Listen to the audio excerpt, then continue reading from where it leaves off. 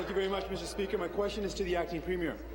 After months of insisting that she was the new leader of a different government, the Premier confirmed this weekend that her backroom advisors have talked to ensure something different. She's no longer going to promise change. She's going to offer Ontario another dose of Dalton McGunity and proudly defend the Liberal status quo. For people worried about jobs, that means more of the same approach that's left us with unemployment that's above the national average. Does the Acting Premier really think that this is good enough? Acting Premier. Well, Speaker, I can tell you that that our Premier is demonstrating change every single day. This is a Premier.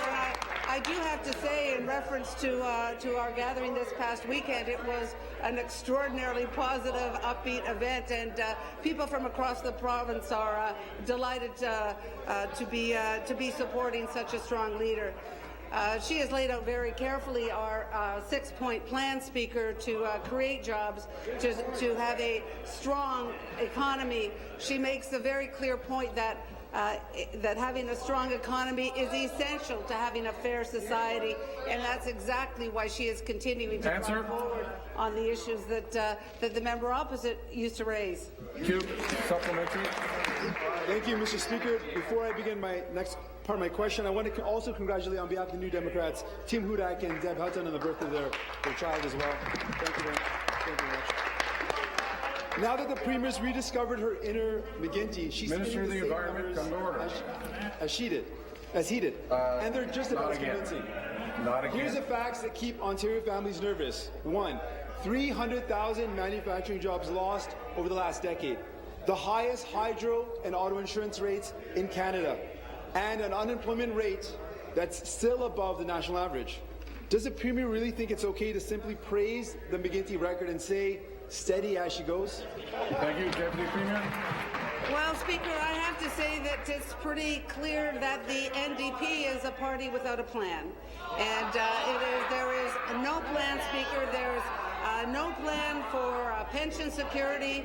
There is no plan for the minimum wage, Speaker. And the plan they're putting forward when it comes to the job creator tax credit is simply an unrealistic, impractical plan that would not have the impact that they claim it. So, Speaker, I think that our plan is clear, it's practical, it's achievable, and it's exactly what the province needs right now. Thank you. Final supplementary. Thank you very much, Mr. Speaker. Well, the Premier talks about the steady hands she shared with Dalton McGunity. Let's talk about a decade or over a decade of Liberal rule and what those hands have brought us. Those Liberal hands signed $1 million bonus checks at Hydro. Those Liberal hands gave a thumbs up to a $1 billion payout to move a gas plant and to drive up Hydro. Those Liberal hands waved goodbye to 300,000 manufacturing jobs over the last decade. And those Liberal hands gave big breaks to auto insurance companies while leaving drivers with skyrocketing bills. People are hoping for a little better. Why is the Premier suddenly so determined to become Dalton McGunity 2.0?